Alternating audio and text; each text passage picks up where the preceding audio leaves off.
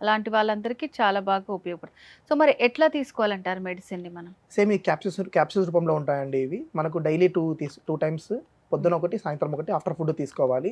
అలాగే దీన్ని తీసుకోవడంతో పాటు సప్లిమెంట్‌గా మనకు ఇలా బీ బెటర్ వాళ్ళ దాని దగ్గర ఆర్తో తేజస్ అని ఒక ఆయిల్ ఉందండి. హ్మ్. మనకి క్యాప్సూల్స్ తీసుకొని ఆ ఆయిల్‌ని మనకి ఎక్కడైతే నొప్పి ఉంటుందో అక్కడ మనము అప్లై చేసి కొద్దిసేపు అలా మసాజ్ చేసేసుకొని మనము యూజ్ చేసుకొని ఈ క్యాప్సూల్స్ వాడితే మనకు బెటర్ రిజల్ట్ ఉంటది. ఓకే. ఈ 3 మంత్స్ కోర్స్ వాడడం వల్ల మనకేందంటే 100% బెటర్ రిజల్ట్ అనేది ఉందండి. మెడిసిన్స్ తీసుకుంటున్నప్పుడు ఏమన్నా ఆహార నియమాలు పాటించాలా?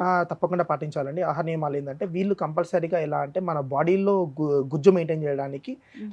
మనకు మాంసం గూడా రెడ్ మీట్ తినగూడదండి. ఓకే. రెడ్ మీట్ తినగూడదు. అంటే బీఫ్, మటన్‌లో మనకు బంగాళాదుంప, క్యారెట్లు, రూట్ వెజిటబుల్స్ తీసుకోకూడదండి. ఓకే. అలాగే మనం తీసుకునే ఆహార పదార్థాల్లో గూడా డ్రై ఉన్నవి తీసుకోకూడదు. ఎంతసేపు వాళ్ళు వేడి చేసిన పదార్థాలే తీసుకోవాలి. మనకు వేడిగా అప్పుడే వండిన పదార్థాలు తీసుకోవాలి. ఫ్రిడ్జ్‌లో ఉన్న ఐటెమ్స్ తీసుకోకూడదు. ఫ్రోజన్ ఫుడ్ తినకూడదు.